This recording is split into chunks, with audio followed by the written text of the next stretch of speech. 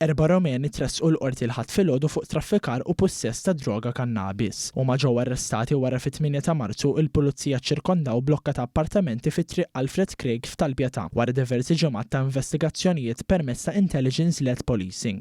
Fil-qorti intqal li waħda mir-Rumeni kienet qed tgħix Malta u kellha x'taqsam ma' qasam ta' traffikar ta' droga madwar l-Ewropa. Riċentement ukoll 3 Rumeni l-oħra waslu Malta u naqdu mar-Rumena fl-istess appartament. Hawnhekk fejn l-investigaturi talbu mandant għat-tfittxija fl-appartament u nstabu mal-10 kilogramma ta' kannabis b'valur fis-suq ta' madwar €150,000.